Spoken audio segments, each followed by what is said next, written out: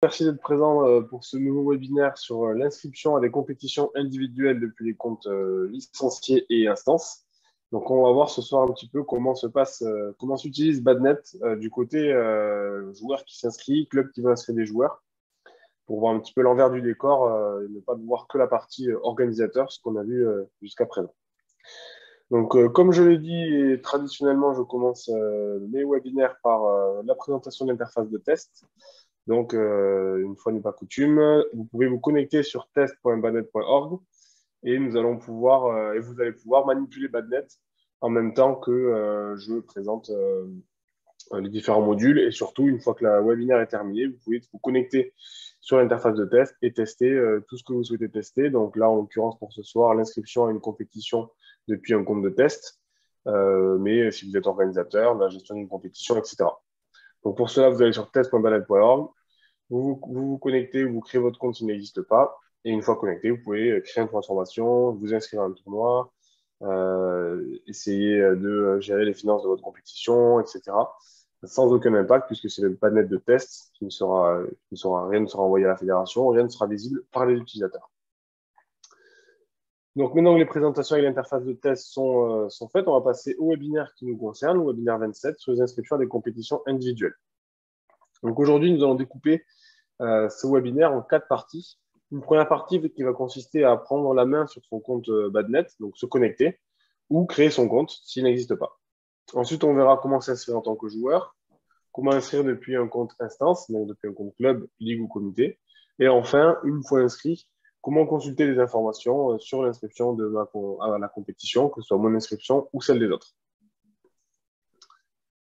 Donc c'est parti, on est sur la page d'accueil de Badnet. Je ne suis pas connecté à Badnet. Et donc là, le challenge, ça va être dans cette première étape de se connecter. Donc pour ça, je vais cliquer sur le petit bouton de connexion qui est situé dans le menu supérieur. Et je vais pouvoir me connecter, donc soit en utilisant l'adresse mail associée à mon compte, soit en renseignant le numéro de licence de mon compte si je suis un joueur, ou alors en utilisant le numéro fédéral du club qui ressemble à ceci. Une fois que j'ai saisi ces informations, je clique sur me connecter et je vais accéder à mon espace joueur ou instance de Badnet. Si jamais j'ai oublié mon mot de passe, on peut cliquer sur mot de passe oublié, ce qui va nous permettre de renseigner l'adresse mail ou le numéro de licence pour recevoir un mail et changer le mot de passe du compte. Donc l'adresse mail, c'est pour les comptes instances surtout. Et sinon, le numéro de licence, c'est plus simple que de taper l'adresse mail. Vous tapez votre numéro de licence et vous recevez un mail. Pour ceux qui n'ont pas de compte, on peut créer sur le bouton créer un compte, ce qui va passer sur l'interface de création de compte, donc soit un compte joueur, soit un compte association. On va commencer par le compte joueur, c'est le plus simple. Donc, au niveau du compte joueur, on va pouvoir renseigner son nom, son prénom, son numéro de licence, sa date de naissance. Donc là, je vais renseigner mes informations personnelles me concernant. Ce qui va permettre de demander à créer le compte s'il n'existe pas. Et s'il existe, on va juste informer que le compte existe déjà et qu'il suffit de cliquer sur mot de passe oublié pour créer le compte. Donc là, c'est ce que je viens de faire. Un compte existe déjà sur ce joueur. Vous pouvez cliquer sur mot de passe oublié sur votre numéro de licence depuis la cache de Badnet pour changer le mot de passe et se connecter. Si jamais mon compte n'avait jamais été créé, j'aurais pu saisir mon adresse mail et mon mot de passe pour finaliser la création de compte. J'aurais reçu un mail pour activer mon compte et ensuite j'aurais pu me connecter. Si le compte existe déjà, pas de panique, ça ne veut pas dire qu'on vous n'a usurpé votre identité. Ça veut simplement dire que votre compte a pu être créé soit par votre club, soit il a été créé automatiquement par Badnet parce que vous avez été inscrit par un organisateur à une compétition. Dans ce cas-là, votre compte, il est créé mais pas activé. Il suffit de cliquer sur mot de passe oublié. Vous allez pouvoir renseigner votre nouvelle adresse mail, votre mot de passe, et ensuite, vous allez pouvoir vous connecter. Donc, l'idée, c'est de faire soit d'essayer de créer le compte, sinon de faire mot de passe oublié, et vous allez réussir ensuite à vous connecter à votre compte. Pour les comptes associations, la démarche, elle est similaire. Donc, on peut choisir un compte affilié ou non affilié. Donc, dans le cadre de ce soir, webinaire FFBAD, on va voir comment créer un compte affilié à la FFBAD. Donc, dans ce cas-là, on va pouvoir choisir par rapport à l'association que l'on veut créer. Est-ce qu'on veut créer un compte ligue, comité ou club? Donc, les comptes ligue et comités, globalement, ils sont tous déjà créés. Donc, c'est pas besoin de le voir aujourd'hui. On va voir comment un club qui n'a jamais utilisé Badnet peut le faire. depuis donc la création de compte, donc on va choisir un club, on va choisir le comité du club, par exemple le comité 31, ça va nous proposer tous les clubs du comité affiliés à la FFBAD. Donc là, si je tape le nom de mon club, par exemple, en mon ville, j'ai l'information du club avec les informations telles que son login. Et j'ai aussi une information comme quoi le compte existe déjà. Ça aussi, ça peut arriver qu'un compte ait été créé il y a un certain nombre d'années. Il y a le mail auquel est associé le compte. Et donc là, ça m'informe que je ne peux pas le créer, il est déjà créé. Donc soit je peux contacter le propriétaire du compte à cette adresse mail pour lui demander de me donner les accès ou de mettre à jour le mot de passe pour que je puisse me connecter. Ou alors, je peux aussi ouvrir un ticket à Badnet, donc sur une URL qu'on verra tout à l'heure. On ouvre un ticket pour demander de changer l'adresse mail puisqu'elle est très vieille. Et nous, on analyse un petit peu la demande, pour ne pas le faire systématiquement, bien sûr. On vérifie que le compte est bien inactif. On vérifie bien que personne s'est connecté dans les 2 derniers mois. Et si c'est le cas, on met à jour l'adresse mail et on vous permet de récupérer le mot de passe du compte. Si jamais le compte n'a jamais été créé, on clique sur suivant en bas à droite et là, on va pouvoir renseigner l'adresse mail et le mot de passe du compte pour le créer. Et ensuite, on pourra se connecter au compte club que l'on vient de créer. Donc, voilà un petit peu pour la première étape qui était donc connexion et création de compte sur Badnet. Donc, n'hésitez pas à poser vos questions au fur et à mesure que je présente les différentes parties, ce qui permettra de faire un petit stop à la fin de la partie et de ne pas forcément revenir sur ces parties-là ensuite, puisque ça nécessite à chaque fois de se connecter et déconnecter. Donc, si on peut éviter ça, c'est pas plus mal. La seconde partie, donc là, on va voir comment s'inscrire à une compétition en tant que joueur. Donc, cette fois, on va aller sur la page d'accueil de Badnet. On va se connecter à mon compte. Donc là, je me connecte avec mon numéro de licence. Une fois connecté, j'arrive sur mon tableau de bord avec mes informations personnelles. Donc, là, j'ai mes prochains tournois que j'organise avec mon club. En l'occurrence, il n'y en a aucun. Ici, j'ai mes tournois, donc les tournois auxquels je suis inscrit. Il y en a eu un le week-end dernier, il est encore présent sur mon tableau de bord. Et il y a un petit peu les informations sur mon inscription. Mon inscription est payée, elle a été validée, elle a été bien envoyée. Et enfin, je retrouve tous les prochains tournois avec des joueurs du club. Et avec ici la liste des inscrits de mon club qui participent à la compétition. Donc là, ça me permet de finalement trouver rapidement des compétitions qui peuvent m'intéresser. Donc bien sûr, il faut que les inscriptions soient ouvertes. Ce n'est pas le cas pour le tournoi du TUC, par exemple. Les inscriptions ont fermé hier. Par contre, pour tous les tournois qui sont présents ici, donc le panier, bois ligne, etc., elles sont ouvertes. Il y a le nombre de la jauge d'inscrits qui est affichée à droite, ce qui me permet de voir rapidement combien de joueurs du club y participent, est-ce qu'il y a encore des places pour s'inscrire, et si je veux m'inscrire, je clique sur le nom du tournoi et je vais arriver sur la fiche d'inscription. Donc voilà comment trouver rapidement une compétition avec des joueurs du club qui participent, compétition qui pourrait me correspondre. Sinon, le plus simple, c'est de cliquer en haut à droite sur trouver une compétition, qui va permettre d'arriver sur la page de recherche d'une compétition. Et donc là, on retrouve un petit peu toutes les compétitions qui sont sur Badnet. Et bien évidemment, dans la date du tournoi est dans le futur. Donc là, ça fait quand même beaucoup. Donc pour les trouver, on va pouvoir les filtrer par exemple par comité. Donc là, je veux par exemple les compétitions qui sont dans le 31. Bon, ben là déjà, il n'y a plus que 4 possibilités. Je peux aussi trier par ligue. Donc on choisit tous les comités. Je vais avec tous les tournois de la Ligue Occitanie. Là, il y en a déjà un petit peu plus. Et donc là, j'ai un peu les mêmes informations. Donc j'ai le nombre de joueurs inscrits, est-ce que la date limite est passée ou pas, quand est-ce qu'elle est, quel est le club organisateur. Ça me donne des informations pour choisir un petit peu un tournoi auquel je souhaite m'inscrire. Bien évidemment, on peut aussi chercher ici le nom d'un tournoi, chercher Toulouse, donc un petit peu les tournois qui correspondent à mes critères de recherche. Donc là, on va cliquer sur le 33e tournoi du TOAC et on va arriver en tant que joueur sur l'interface d'inscription et de fiche du tournoi.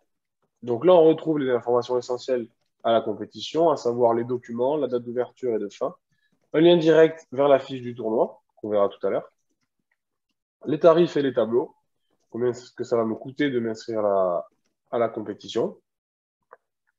Est-ce que je suis inscrit? Non, je ne suis pas inscrit à la compétition. Et ensuite, mon inscription. Donc là, en l'occurrence, il n'y en a pas. Et donc, je peux, pour m'inscrire, tout simplement choisir le tableau dans lequel je souhaite m'inscrire. Donc là, j'ai le choix entre 2 tableaux. Donc, soit je ne m'inscris pas, soit je m'inscris en double homme, oui. Donc, l'organisateur a décidé de faire un seul tableau de double, tout le monde s'inscrit dedans. Bien évidemment, s'il y avait 4 tableaux de double possibles, avec des restrictions d'inscription par classement, par exemple, je n'aurais pas pu m'inscrire au tableau double-homme N1, N2 s'il est limité aux joueurs N1, N2. Donc là, ça aurait été grisé, je n'aurais pas pu sélectionner le tableau. Et à l'inverse, s'il y avait un tableau R4, R6, comme je suis R5, j'aurais pu m'inscrire dans ce tableau-là. Je peux choisir un partenaire. Donc là, je tape le nom d'une personne et ça me permet de le choisir en priorité en présentant les joueurs du club. Je clique dessus. Et là, en bas, je peux soit envoyer l'inscription, soit si le paiement est en ligne est activé, je peux aussi procéder au paiement. Donc là, en l'occurrence, je ne peux pas envoyer tel quel, puisque le paiement est obligatoire, donc je suis obligé de procéder au paiement et d'envoyer mon inscription. Si le paiement avait été facultatif, j'aurais pu envoyer l'inscription sans payer. Et si jamais le paiement avait été désactivé, j'aurais pu que envoyer mon inscription sans réaliser le paiement. Donc voilà un petit peu sur l'information d'un point de vue d'un point de vue joueur. La fiche d'inscription est toute simple, hein, les tableaux auxquels on peut s'inscrire, on s'inscrit. Et bien sûr, sur mon tableau de bord, on l'aurait retrouvé une fois inscrit. Donc là, mon inscription, je l'ai commencé sur le tournoi du TOAC. Je ne l'ai pas validée. Donc sur Badnet, quand on commence à préparer une inscription, pour éviter de la refaire systématiquement, parce que des fois les joueurs hésitent, etc., et les non validés, non payés, non envoyés. Donc dans ce cas-là, l'organisateur, pour l'instant, il ne sait même pas que je suis en train de m'intéresser à sa compétition. Si je clique dessus, je vais retrouver les mêmes informations que j'ai commencé à saisir précédemment. Donc bien penser quand vous préparez une inscription à cliquer sur payer, envoyer ou envoyer pour être sûr que l'organisateur reçoive bien votre inscription. Si vous ne cliquez pas sur envoyer, donc l'inscription elle est préparée, mais elle n'est pas envoyée, donc vous n'êtes pas inscrit à la compétition et l'organisateur n'a pas d'informations concernant votre inscription. Donc voilà un petit peu comment en tant que joueur je peux m'inscrire à une compétition. Maintenant, on va voir depuis un compte instance comment ça se passe au niveau de l'inscription des joueurs de mon club que je souhaite inscrire à une compétition. Donc là, je me déconnecte, je me reconnecte en tant que club. Donc cette fois-ci, avec le club Normandie. Donc là, sur mon tableau de bord, je retrouve le tournoi que j'organise. Ce n'est pas le sujet d'aujourd'hui. Les prochains tournois avec des joueurs qui sont inscrits à la compétition. Donc là, je retrouve pas mal d'informations. Donc tous les joueurs de mon club avec les inscrits à envoyer. Donc là, typiquement, sur tous les tournois, je n'ai aucun inscrit à envoyer. Donc là, en l'occurrence, par exemple, pour Keeper Gagne, il y a 22 joueurs qui sont inscrits. Toutes les inscriptions ont été envoyées. Je n'ai rien à faire. On voit aussi la date limite d'envoi. À quelle date je vais devoir envoyer l'inscription pour qu'elle soit prise en compte. Donc là, par exemple, pour le tournoi du TOAC, j'ai jusqu'au 8 juin, donc jusqu'à demain, donc il ne faut pas trop traîner. Au TOAC, il y a marqué 1 sur 15, c'est-à-dire que j'ai une inscription à envoyer pour qu'elle soit prise en compte. Et les 14 autres ont déjà été envoyés. Donc là, en l'occurrence, ça correspond à mon inscription à moi que j'ai préparée tout à l'heure depuis mon compte. À droite, on a la date du tournoi et on a aussi le paiement. Si on veut procéder au paiement des inscriptions qui ont été envoyées, donc là, en l'occurrence, pour le TOAC, c'est 17 € concernant l'inscription préparée depuis mon compte. Pour le Carmosin, j'ai 20 € à payer pour l'inscription des 4 joueurs. Donc là, ça doit être un joueur qui n'a pas payé. Je peux exporter ici en Excel l'ensemble des inscriptions qui ont été préparées, donc le tableau que j'ai ici finalement, pour avoir un petit peu ces informations-là sous format Excel. Et donc là, pareil, si je veux inscrire un joueur à une compétition, il faut que j'aille sur la compétition. Donc en haut, je peux cliquer sur trouver une compétition. On retrouve les mêmes fils que sur le compte du joueur. Donc là, je peux directement taper TOAC. Je clique dessus et j'arrive sur la fiche du tournoi. Donc avant de voir la fiche du tournoi, on va voir directement depuis le tableau de bord. Si j'avais cliqué directement sur le tournoi ici, je serais arrivé au même endroit. C'est exactement la même chose. Donc s'il y a des petits raccourcis qui sont présents, c'est pour les utiliser. Donc pas hésiter à passer par le tableau de bord directement pour arriver sur une fiche d'inscription à un tournoi. Donc là, la fiche d'inscription, il y a quand même plus de choses. Donc elle est découpée en 4 parties. La première partie, ce sont les informations générales de la compétition. On les a vues tout à l'heure. Pas besoin de s'attarder là-dessus. La seconde partie, ce sont les inscriptions. Donc là, on va retrouver tous les joueurs de mon club qui sont inscrits à la compétition avec des informations. Donc là, par exemple, on a la date à laquelle ils se sont inscrits, le nom du joueur, son partenaire et l'état. Est-ce que l'inscription a été validée? Est-ce qu'elle est en attente? Le solde, est-ce que le joueur a payé son inscription ou pas?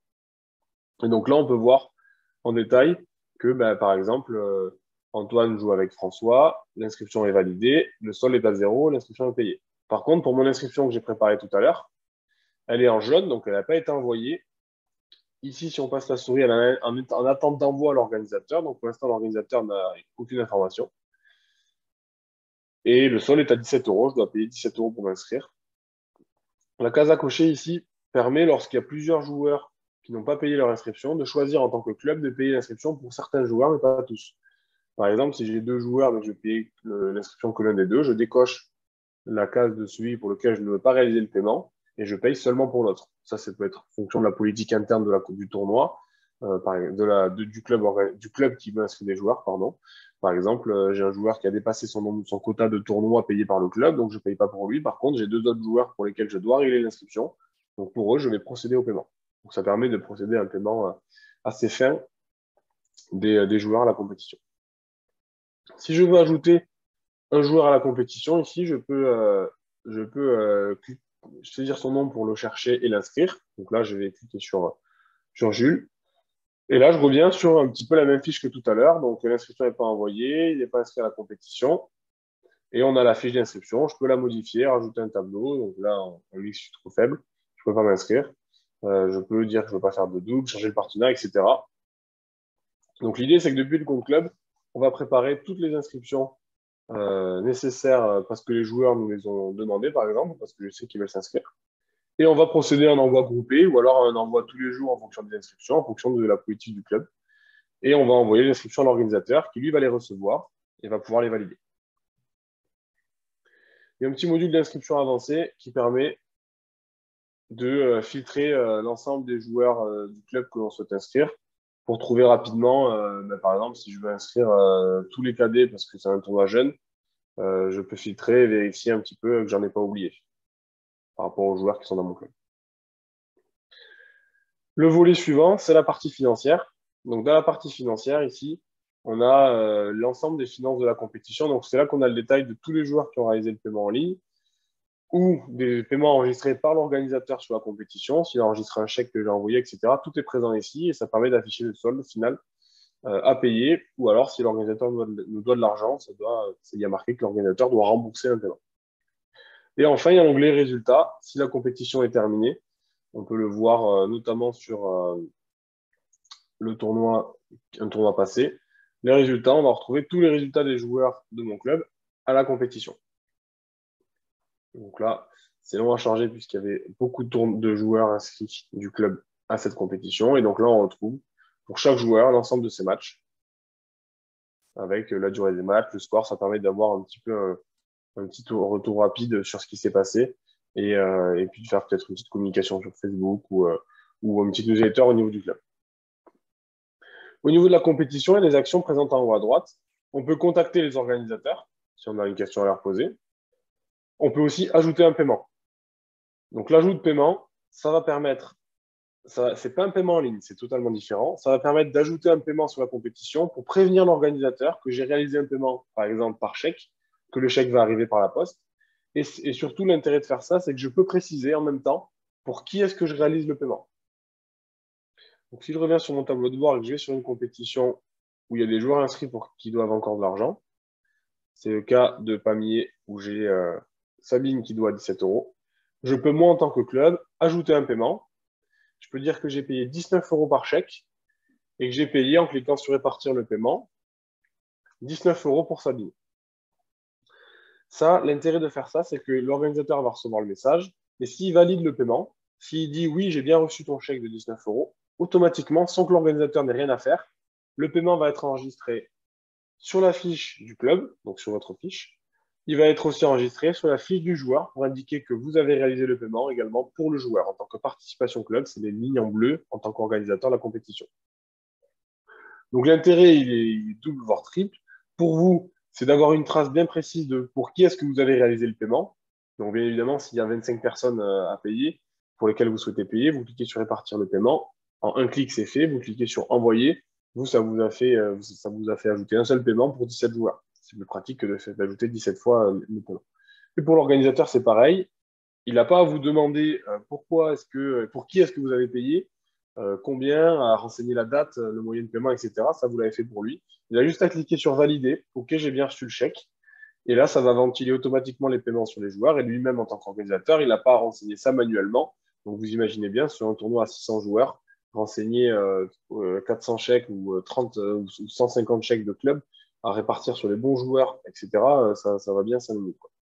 Donc, voilà l'intérêt d'ajout de paiement qui peut être fait par n'importe quel club qui inscrit des joueurs à la compétition. Bien évidemment, ce paiement n'est pris en compte que lors de la validation du paiement côté organisateur. Donc, il faut que l'organisateur accepte, sinon ça serait trop facile de dire j'ai payé alors j'ai pas payé.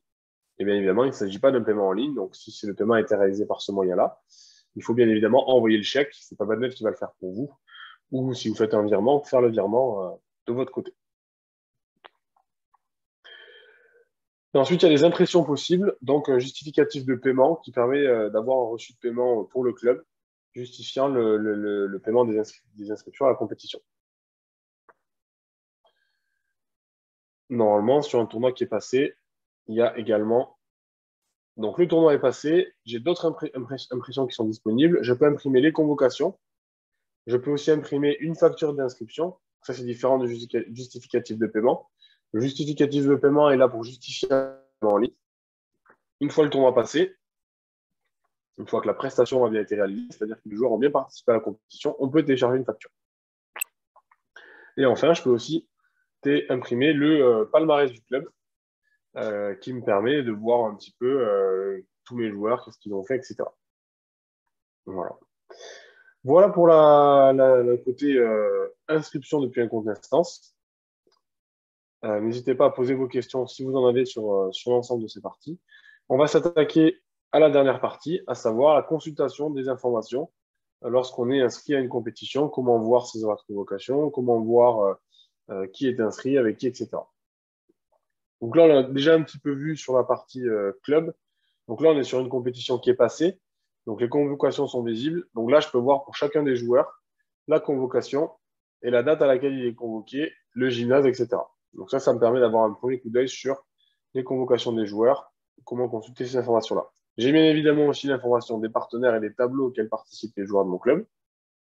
Donc là, je peux voir un petit peu toutes les informations. Je peux imprimer les convocations qui vont me permettre d'avoir un fichier PDF avec les convocations de chaque joueur. Donc ces convocations-là sont format PDF classique avec un tableau et la participation avec chaque joueur qui participe, le tableau dans lequel il participe, est-ce qu'il est sur liste d'attente? C'est le cas oui, si c'est écrit en rouge ici.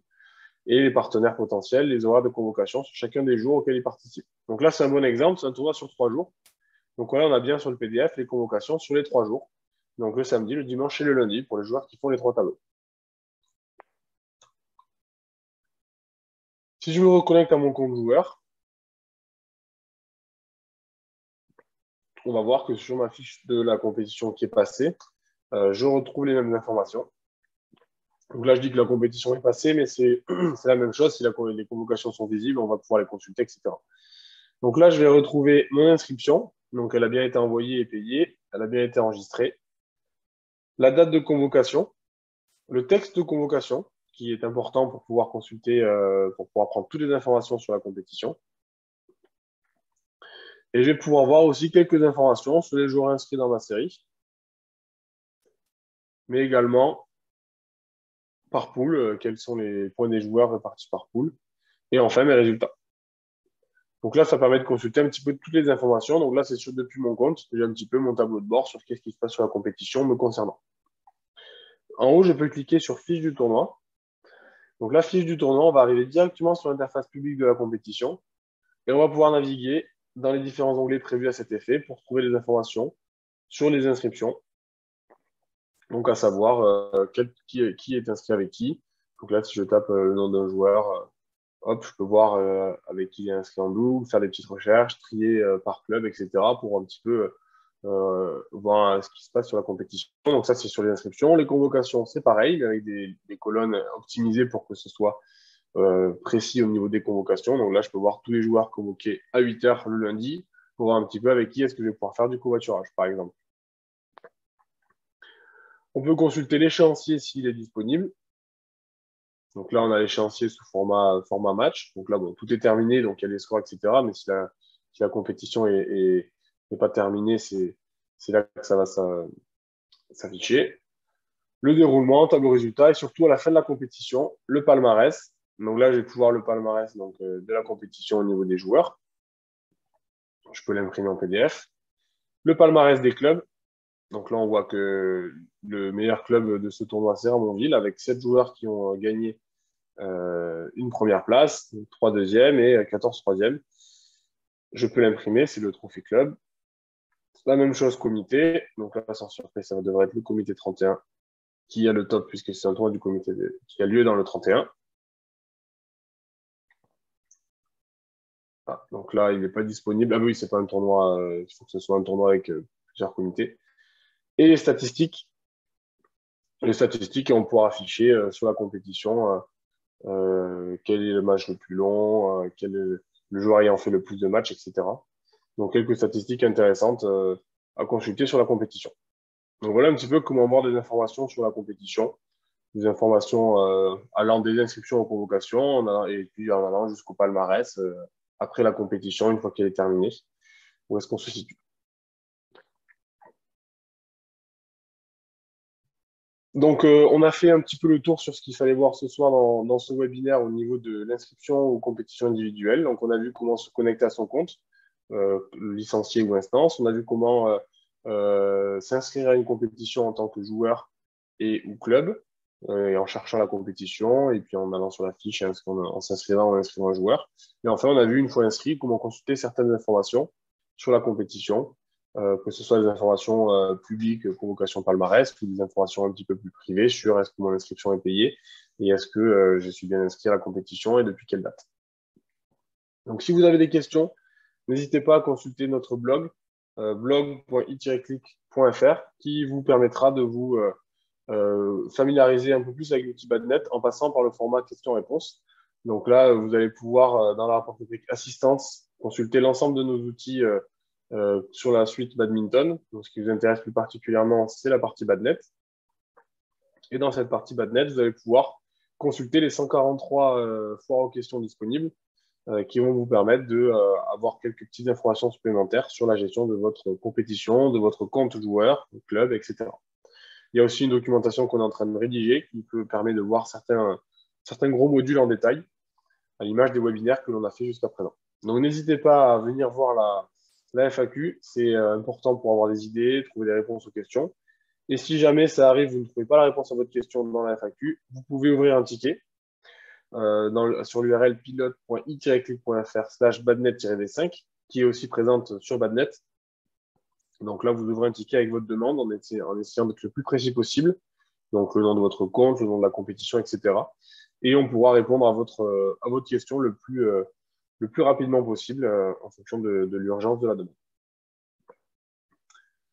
Voilà, donc merci de votre attention. Il y a une dernière chose que je voulais voir avec vous aujourd'hui, c'est le nouveau module qu'on a mis en place, c'est la roadmap en haut, situé dans le menu supérieur de votre compte Badnet, qui est à gauche de la documentation. La roadmap, c'est quoi? C'est un petit peu les idées de gros modules que l'on a eu récemment, enfin qu'on avait déjà eu depuis longtemps, mais qu'on a enfin mis sur papier et à disposition de tout le monde. Ce module, il vous permet de voter, ce qui va permettre de développer en priorité les modules qui vont avoir le plus de votes. Donc là, on a mis certaines idées que l'on avait, donc il y en a une dizaine. L'idée, c'est de ne pas hésiter à vous connecter sur votre compte et à venir voter. Donc en cliquant sur le petit plus à droite, une fois que vous avez voté, le pouce passe en vert. Et quand on aura le temps de développer un gros module dans Badnet, on viendra piocher sur les modules qui ont le plus de votes. Et si vous avez une super idée de module, n'hésitez pas à cliquer sur proposer une idée de nouveau module ou d'amélioration.